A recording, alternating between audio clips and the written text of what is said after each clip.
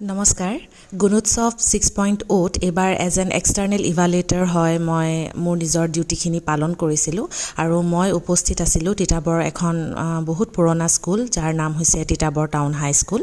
তিতাবৰৰ এগৰাকী জীয়ৰী হিচাপে মই এই স্কুলখনত শৈশৱকালতো কিছু সময় পাৰ কৰিছোঁ মইনা পাৰিজাতলৈ আহি, গতিকে স্কুলখনৰ প্ৰতি মোৰ এক আন্তৰিকতা আছে আৰু সেইবাবে যেতিয়া মোৰ এই ডিউটি দিয়া হৈছিলে মই খুব সুখী আছিলোঁ আৰু ভালদৰে পালন কৰিবলৈ চেষ্টা কৰিছিলোঁ।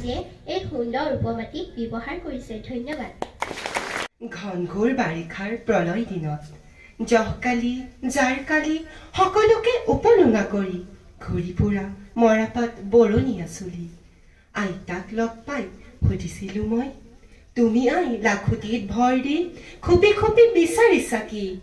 আইতাৰ ক'লা চকু জুৰি মোৰ ফালে তুলি একেষাৰ কথা মাথো ক'লে, মই বিচাৰিছো কি তই নবুজিবি শুন। মৰ্ণিং এছেম্বলিত আৰু কেইবাটাও ছেগমেণ্ট আছিলে, যেনে মহৎ লোকৰ বাণী আৰু বাতৰি কাকত পাঠ, কিন্তু সেইখিনি অৱশ্যে ভিডিঅ' কৰা নহ'ল। পিছতে আমি ক্লাছৰুমবিলাক ভিজিট কৰিছিলোঁ আৰু তাত এনেদৰে এটা পৰিৱেশ আছিলে, সেয়া মই যিমানখিনি পাৰোঁ অলপকৈ ভিডিঅ' কৰি থৈছিলোঁ। আৰু এয়া হৈছে ক্লাছ 6ৰ আছিলে বোধহয় এই ল'ৰাজন, তাক মই এটা ৰিডিং টেষ্ট লৈছিলোঁ। প্ৰায়খিনিয়ে ভালকৈ ক'ব পাৰিছে আৰু কিছু সংখ্যক ল'ৰা ছোৱালীক অকণমান অলপমান ট্ৰেইনিঙৰ প্ৰয়োজন আছে।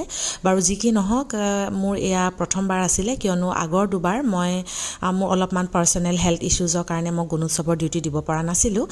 যি কি নহওক, এইবাৰ এক্সপিৰিয়েঞ্চটো ভাল লাগিলে আৰু মই ভাবোঁ আমাৰ গুণোৎসৱৰ যিটো প্ৰক্ৰিয়া, এই প্ৰক্ৰিয়াত কিছু চেঞ্জেছ অনাৰটোৰ প্ৰয়োজন হয়, কিয়নো যিবোৰ স্কুলত বহুত ল'ৰা ছোৱালী থাকে সেইবিলাক স্কুলত আচলতে এদিনতে তাৰমানে গোটেইখিনি ষ্টুডেণ্টৰ এছেছমেণ্ট কৰাটো অলপমান অসুবিধা হয়, যদিও 2-3জন এক্সটাৰ্নেল ইভালুৱেটৰ দিয়া হয়। যিখন স্কুলত শৈশৱকালটো পাৰ কৰিছোঁ সেই স্কুলত এজ এন এক্সটাৰ্নেল ইভালুৱেটৰ ডিউটি কৰি ভাল পালোঁ আৰু সেইবাবে অসম চৰকাৰক ধন্যবাদ জনালোঁ। আজিলৈ আহিছোঁ, ধন্যবাদ।